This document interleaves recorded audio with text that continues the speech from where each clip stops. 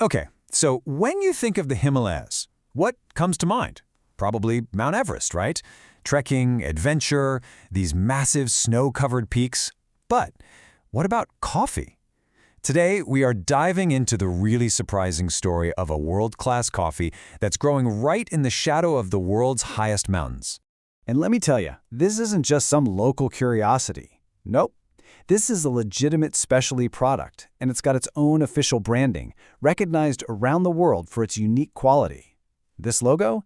It represents a small but pretty mighty player on the global coffee stage. I mean, it sounds kind of crazy, doesn't it?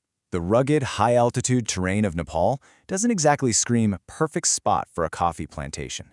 So how on earth did this happen, and what makes this coffee so special? Well, let's get into it. All right, here's the game plan for this explainer. We're going to start with an introduction to Himalayan coffee and its totally incredible origin story. Seriously, it all started with one guy and a bag of seeds.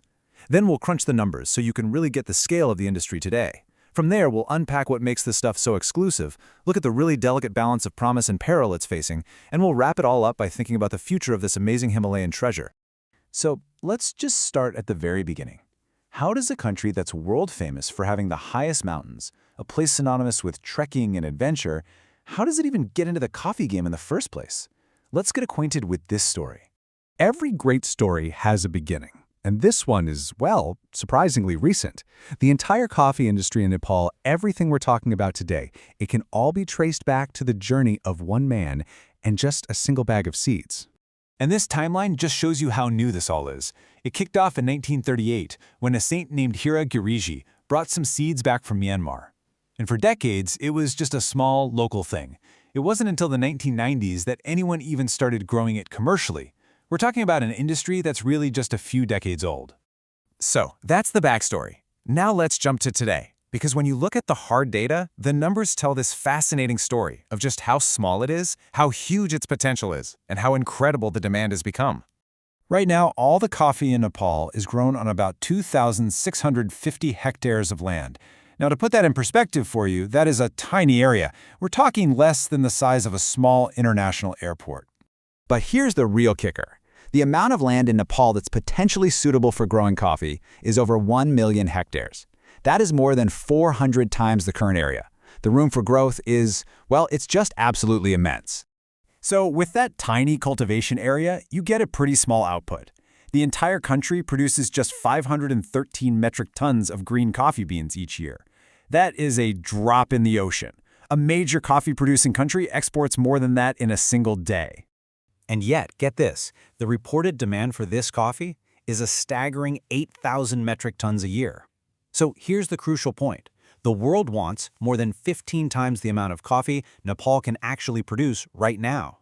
This massive gap between supply and demand, that is the central story of Himalayan coffee. And just to give you a geographical picture, you can see on this map we're not talking about the snowy slopes of Everest. This coffee is grown in the country's mid-hills, where the climate and the soil are actually perfect for it. And this isn't one giant operation either. The industry is spread out across 42 districts, and it supports over 32,000 households, mostly small family farms. It's a premium export, heading to really discerning markets like Germany and Japan. And for all you coffee aficionados watching, yes, it's 100% Arabica. So why is there such a huge demand for this coffee? I mean, what makes it so exclusive and so sought after? Well, the answer really boils down to one word: quality. See, Nepalese coffee falls squarely into the category of specialty coffee. And that's not just some fancy marketing term. It refers to the absolute highest grade of coffee you can get, prized for its unique flavor and, you guessed it, limited production. Think of it like a fine wine versus just your average table wine. So how do they achieve that incredible quality? Well, it's a combination of things. It starts with the high-altitude terroir. Then every single coffee cherry is picked by hand, which means only the perfectly ripe ones make the cut. On top of that, it's all grown using organic farming methods. And the result of all that care? You get an incredibly clean, unique flavor profile, often with these beautiful notes of citrus, florals, and spice. But as we've seen, this incredible promise is sort of balanced on a knife's edge. The future of Himalayan coffee is really a story of both immense opportunity and some pretty significant challenges. On one side, the promise is just undeniable. You've got massive demand, huge potential to expand, and great trade access. But on the other side of the coin, the peril is just as real. You've got extremely low production, struggles with keeping quality consistent, and, this is a big one, a super costly and complicated process to get officially certified as organic. So after looking at the history, the numbers, the opportunities, and the challenges, what's the big picture here? Let's distill this all down to the main takeaway.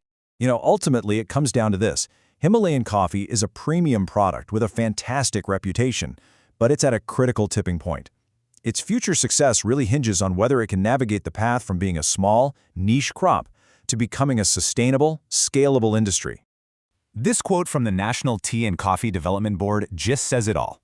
The coffee is pretty much all grown organically by default, but the bureaucratic hurdles, the red tape, it prevents farmers from getting that official stamp and the premium price that comes with it. It perfectly sums up the promise and the peril.